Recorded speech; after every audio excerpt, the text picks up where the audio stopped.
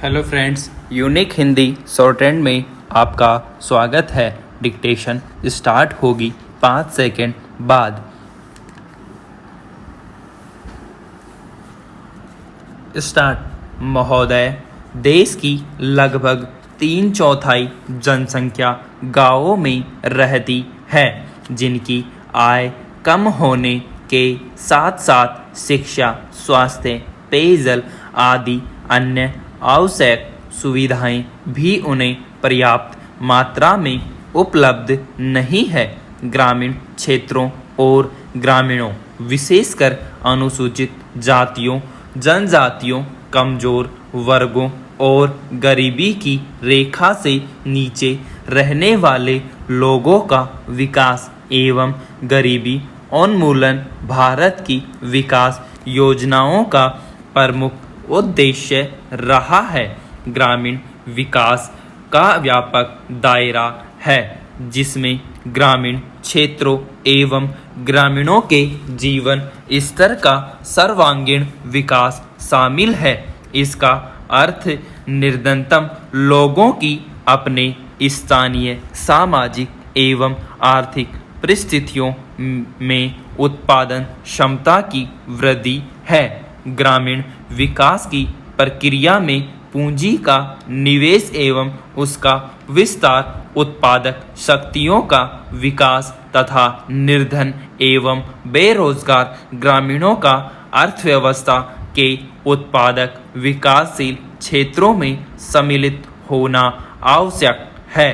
मंत्रालय की गतिविधियों का मुख्य उद्देश्य गरीबी पर सीधा प्रहार है, जिसके अंतर्गत विशेष मजदूरी, रोजगार व स्वरोजगार कार्यक्रम, भूमि सुधार, बंजर भूमि विकास एवं जल संभरण विकास कार्यक्रम हैं। इनमें स्वच्छ पेयजल की व्यवस्था, ग्रामीण स्वच्छता, कृषि विपणन, ग्रामीण आवास है तथा लोक कार्यक्रम तथा ग्रामीण प्रौद्योगिकी विकास परिषद द्वारा सहायता और राष्ट्रीय ग्रामीण विकास संस्थान एवं कृषि विपणन केंद्र के माध्यम से प्रशिक्षण की व्यवस्था शामिल है। गरीबी उन्मूलन के प्रयासों का महत्व इसकी योजनाओं के आवंटन में वृद्धि को बताता है, जहां 9वीं योजना में इसका परिव्यय 40,000 करोड़ रुपये था, उसे बढ़ाकर 10वीं योजना में 80,000 करोड़ रुपये कर दिया गया है।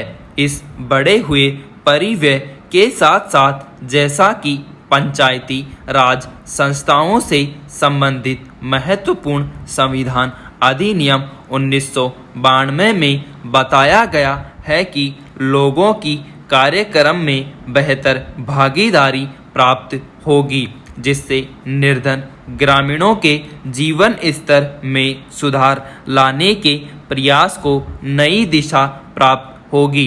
ग्रामीण क्षेत्रों में गरीबी उन्मूलन के राष्ट्रीय प्रयास में ग्रामीण विकास मंत्रालय के मुख्य कार्यक्रमों को दी गई नई दिशा की एक झलक इस पुस्तिका में प्रस्तुत है। ग्रामीण गरीबी की समस्या कम ग्रामीण उत्पादकता और अल्प रोजगार व बेरोजगारी से जुड़ी है।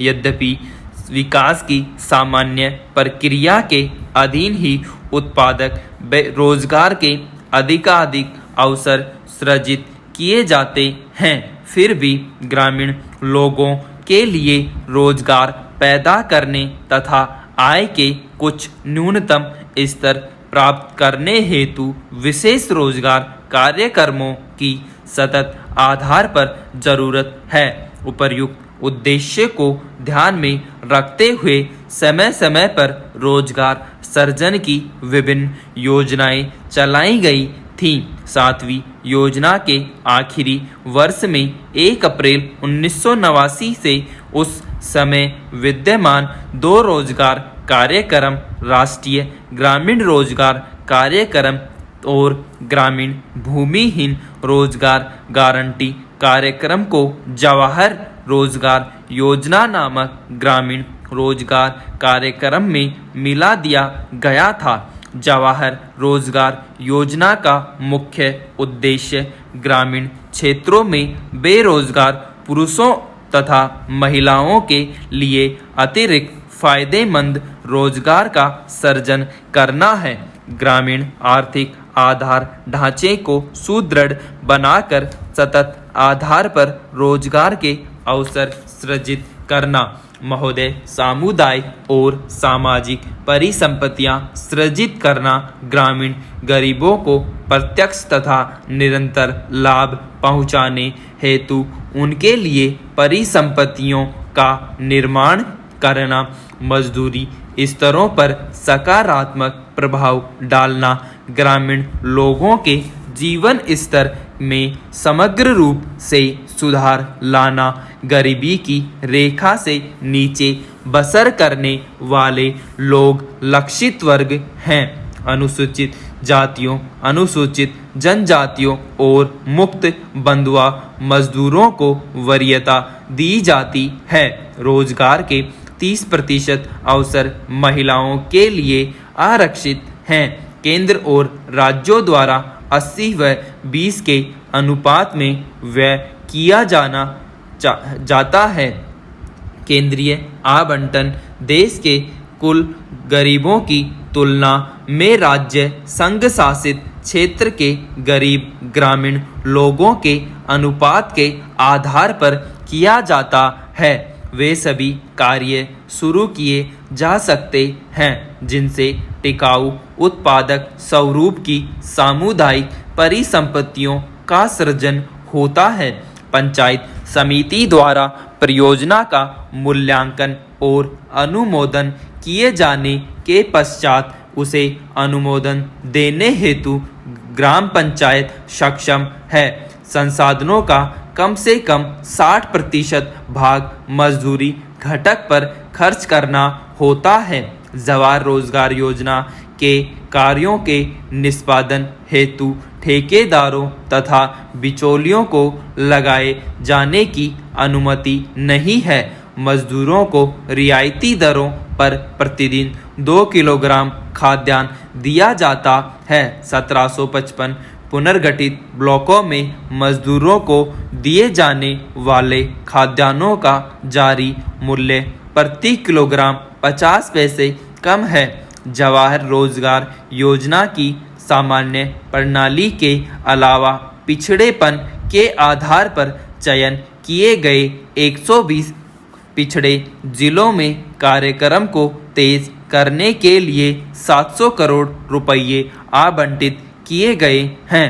जवाहर रोजगार योजना की तीसरी पद्धति में विशेष और अभिनव परियोजनाएं प्रारंभ करने का प्रावधान है जिनका उद्देश्य मजदूरों का नगरों में पलायन को रोकना, महिलाओं के लिए रोजगार के अवसर बढ़ाना तथा स्वयंसेवी संगठनों के माध्यम से ऐसे विशेष कार्यक्रम चलाना है जिनका ध्येय जल संभरण विकास, बंजर भूमि का विकास करना हो। मानव जीवन यापन के लिए आवास महत्वपूर्ण है और इसलिए सामाजिक आर्थिक विकास के लिए यह आवश्यक है। ग्रामीण लोग अच्छे उन्नत किस्म के मकानों की अत्यंत आवश्यकता महसूस करते हैं। ग्रामीण गरीब लोगों की आवास संबंधी आवश्यकताओं को पूरा करने के प्रयासों के एक भाग के रूप में मई 1985 में इंदिरा आवास योजना शुरू की गई थी। यह कार्यक्रम अब जवाहर रोजगार योजना की उपयोजना के रूप में कार्यान्वित किया जा रहा है। इस कार्यक्रम का उद्देश्य गरीबों में निर्धनतम लोगों के लिए निःशुल्क रिहायशी मकानों का निर्माण करना है। ग्रामीण क्षेत्रों में अनुसूचित जातियों, अनुसूचित जनजातियों तथा बंधुआ मजदूरों को वरीयता दी जाती है। जवाहर रोजगार योजना के तहत राष्ट्रीय स्तर पर 10% संसाधन इस कार्यक्रम के लिए निर्धारित किए जाते हैं। जिलों में निधियों का वितरण अनुसूचित जातियों, अनुसूचित जनजातियों तथा मुक्त बंधुआ मजदूरों की कुल ग्रामीण जनसंख्या में से इस विशेष वर्ग के गरीबों के अनुपात के अनुसार किया जाता है। मकानों का आवंटन लाभभोगी परिवार की महिला सदस्य के नाम किया जाता है।